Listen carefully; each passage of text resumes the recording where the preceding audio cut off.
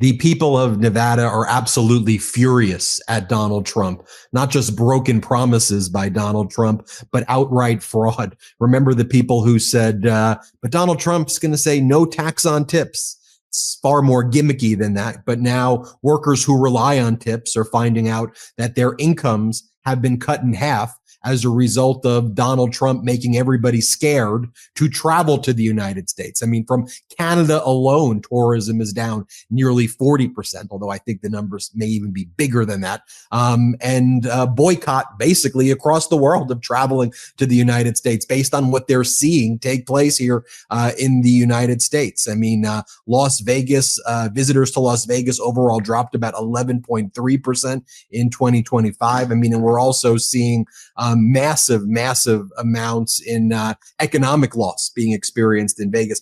This recent guest column by a union worker over at Bartenders Local 165, I think puts it perfectly. Spencer Redenor. Trump is destroying Nevada's economy. He goes on to say, as a proud member and former shop steward of Bartenders Union Local 165, I'm seeing firsthand how Trump administration's policies, especially rising tariffs and strained ties with key international markets, are hurting our families and our livelihoods.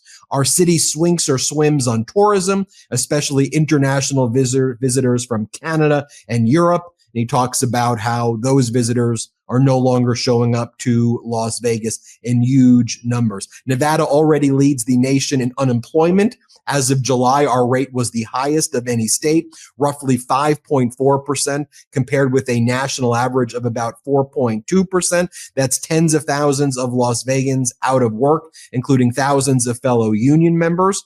It also talks about how a major industry in Nevada and Las Vegas, of course, is construction, because the costs are significantly higher as a result of Donald Trump's trade war against the world.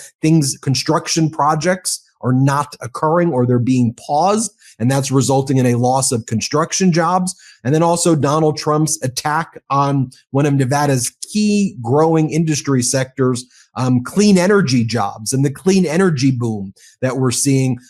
Trump has attacked those jobs, nearly 22,000 jobs and over $15 billion in new investment in Nevada, all because Donald Trump doesn't like the windmills by his golf course in Aberdeen that he promotes, that he's now taking that out on critical clean energy jobs in Nevada and frankly across the United States. But what else would we expect from somebody like Donald Trump, who destroyed Atlantic City? We've seen him do this before. He quite literally destroyed that city. And now he's moving on to his encore, Nevada and Las Vegas, which he's taking aim at. But just to remind you, this was Donald Trump's experience in Atlantic City in the 90s. Let's play it. The hotel was advertised as the eighth wonder of the world when it opened in 1990. One step beyond your wildest imagination. A symbol of Donald Trump's meteoric rise as a real estate tycoon. Filled with Trump's signature glitz and gold. It cost nearly $1 billion to build. Is it necessary to build on such a scale? The scale, Charlie, is what brings the people. The opulence, the size, the everything is what really is going to make the Taj Mahal, I think, the most successful hotel anywhere in the world. But Monday at 5:59 a.m., the doors were locked at the Taj after 26 years, leaving thousands of middle-class workers without jobs. So how did Trump's crown jewel go from this... I'm really happy with what I'm seeing. ...to this? I got to show you a picture of what the casino looked like. It was pretty remarkable. Take a look at this. Wow. It's eerie. What do you think is the significance of the fact that the Taj Mahal ended in bankruptcy and was just deserted? It was a signature development for him. A signature moment for him and a signature disaster for him. It's the exact same playbook. Now, what is Nevada's Republican governor, Joe Lombardo, saying? Is he sympathetic to the fact that thousands and thousands of people are losing their jobs, struggling in his state? Nope. The MeidasTouch network unearthed audio of him. This was back in April, and we published it exclusively on the MeidasTouch network, where during a speech, which he thought was private, or he wasn't aware of whatever, Governor Joe Lombardo said that he was telling people, F you is what he said. He goes, anyone who's complaining can go F themselves. Here, play this clip. All the individuals on social media that are talking bad about all of us, in particular me, and a little bit on Starbucks Anthony. Who cares? Starbucks said the line is, fuck you.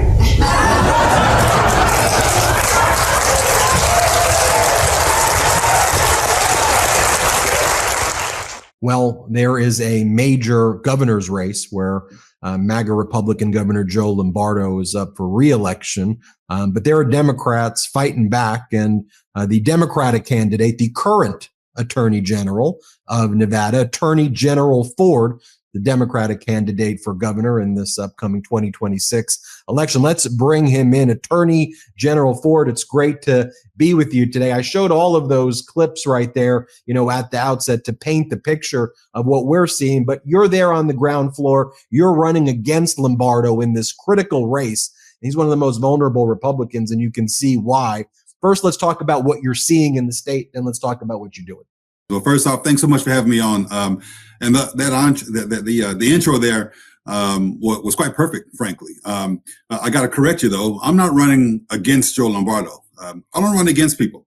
He's running against me, to be sure. I'm running for the office of governor, for the people of the state, the people who he has told to go F themselves, right? We're seeing that on the ground. We understand that his entire mentality is really only about him and his party and his big donors. It's not about those who put him in office, those who have entrusted him with taking care of Nevadans, or those who have entrusted him to stand up to Donald Trump.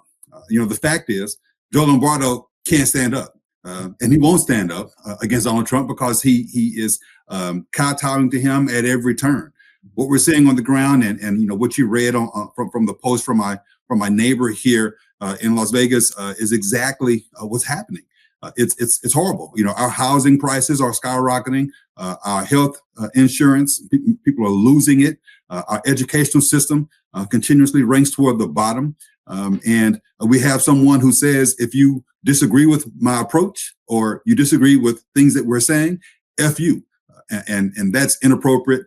It's not something that we should ever expect from the person who claims to be leading our state. And that's not something you'll ever get from me. Donald Trump went in there, and people like Lombardo went in there.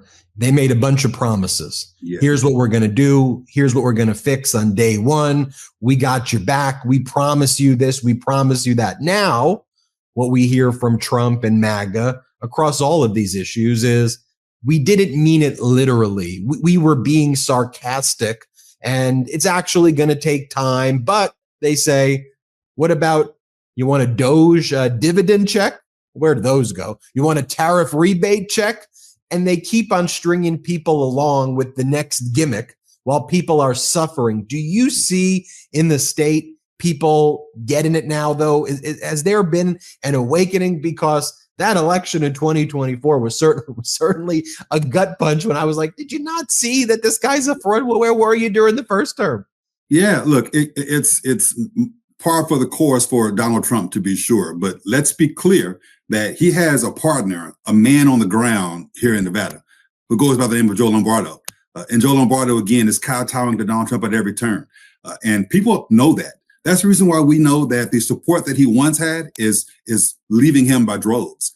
I'm speaking to people from every corner of the state, from Clark County to Elko, and I'm hearing the same thing, that they are disappointed in the leadership or lack thereof of our governor, because they are experiencing, again, we've experienced the highest unemployment rate for over a year in our state under this governor. It's higher now than it was than any time while he was running for governor. Again, our housing prices in Washoe, $600,000 or so for a starter home, $500,000 in Las Vegas.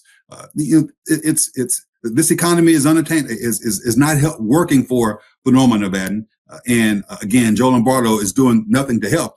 Instead, he's doing the exact opposite. He's vetoing bills that could have, for example, lowered the cost of prescription drugs. And you know why? I suspect it's because he's gotten $100,000 of donations from Big Pharma, right? I mean, he's vetoing things like school lunch for kids. And an article came out last week saying that Washoe County schools are contending with $100,000 of unpaid school lunch money, meals. Right. And again, this is Joe Lombardo not standing up for Nevadans. It's him talking out of both sides of his mouth and really not standing up for Nevadans, again, because he can't stand up.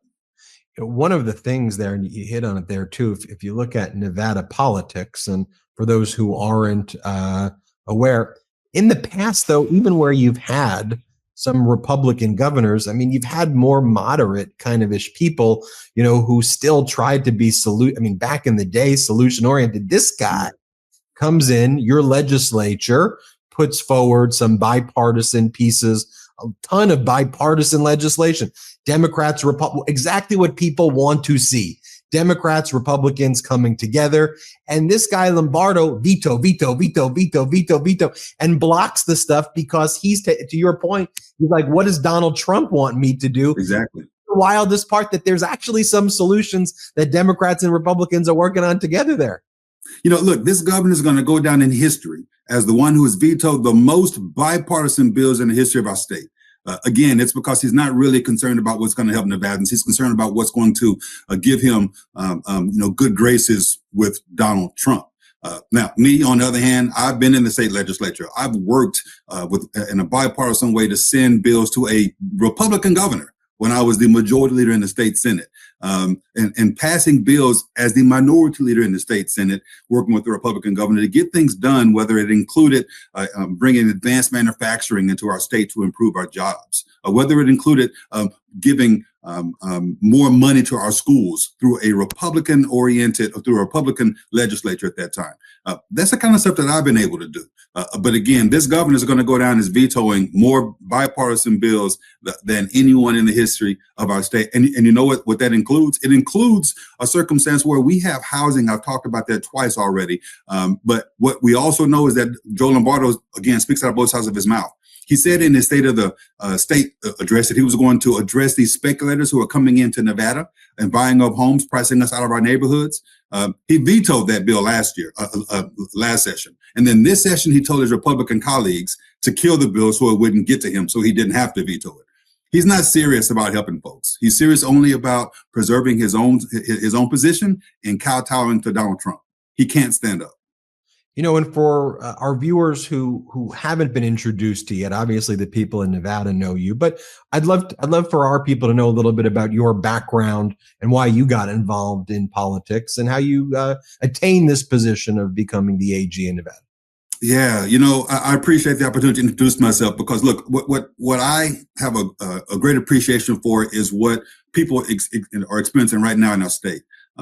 Look, I grew up not having a lot to grow up on. My father worked at a grocery store called Safeway back in the day, produce section, lining up the fruits and vegetables. And one of my earliest memories is eating stale candy bars for dinner, stale candy bars that my daddy found next to the dumpster behind the grocery store he worked at. Brought them home because of the Ford's got to eat. I became a single parent in college. And in the news right now, you're hearing about Medicaid. I was on Medicaid. That's what kept my son and me healthy.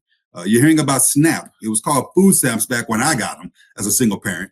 And that's what kept us fed, right? And so when I hear about 500,000 people about to lose their SNAP benefits, it hits me differently. When I know that 100,000 people who are on Medicaid might lose their health insurance because of this betrayal of a bill that Mr. Lombardo says we should be excited about, it hits me differently. Again, I think at the end of the day, it's time for us to get rid of a governor who doesn't really care about Nevadans and only cares about Donald Trump, and replace him by moving forward with someone who's going to be solution oriented and is going to stand up for Nevadans all throughout the state. Where can people find more about the campaign? I would love for them to visit Forward for Nevada. That's FORDFOR Nevada.com. You can sign up for updates. You can sign up to volunteer. You can even sign up to donate. And we are off to a great start. We officially launched the campaign 2 Mondays ago to great support. And we are excited to continue this fight to help move Nevada forward.